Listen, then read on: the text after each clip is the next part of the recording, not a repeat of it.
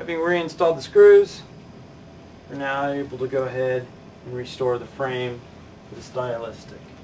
Again, remember, the microphone has a little washer of sorts to help keep it in place. In addition,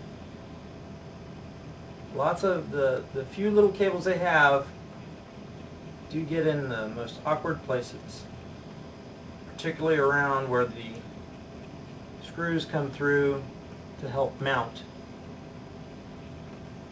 the board together.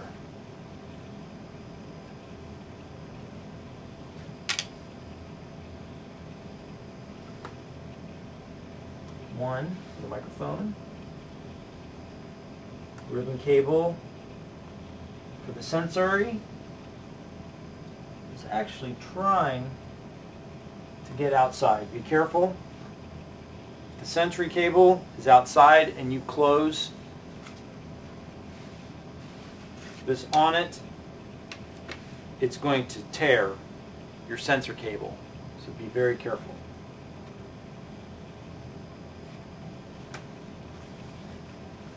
This is just a matter of getting it back up. Again, remembering when disassembling it or reassembling it, there's a snap over here that you need to use a sharp edge of a screwdriver or a knife for. The bottoms, there is no real snap. Double checking to make sure my sensor tape, my sensor ribbon is out of the way. Over here.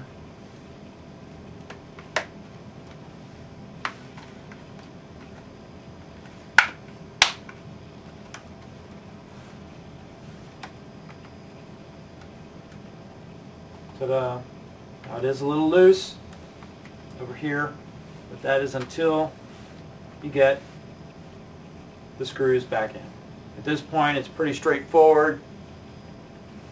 Put all your screws back in where they came from.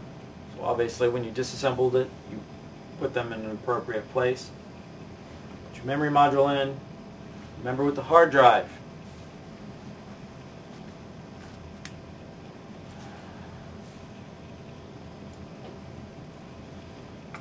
you're going to want to seat it in end first, so when you put it down in there, the little ribbon connector will snap on. And so you want to make sure it's firmly placed in there. Again, this machine does not boot off of the USB. It only boots off of the floppy or the hard drive. So if you're going to install Linux, you're either going to need to remove the hard drive and attach it to another system that you can partition it and install Linux on, or you'll need a floppy disk to connect to the floppy connector, boot with the floppy disk that has a USB driver so that you can utilize either your USB CD-ROM, DVD, or a USB flash drive of sorts that is recognized as a hard drive. Then when you boot from that alternative system, you can go ahead and partition and install as necessary. Don't forget, this does not have built-in networking, even though it has a connector for the dock for it built in. If you hardware hack it, you put a RJ45 connector somewhere, or if you have a PCM card slot that's recognized by Linux, that's also helpful. That's the end of the assembly of the Stylistic, Fujitsu Stylistic 3500. And last but not least, my fully restored Fujitsu Stylistic 3500 in perfect working order.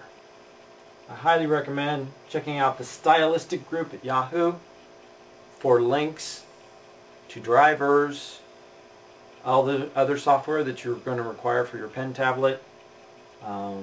In addition, don't pay eBay for any of those CDs that have the drivers that you can download at Fujitsu or through the Stylistic group at Yahoo.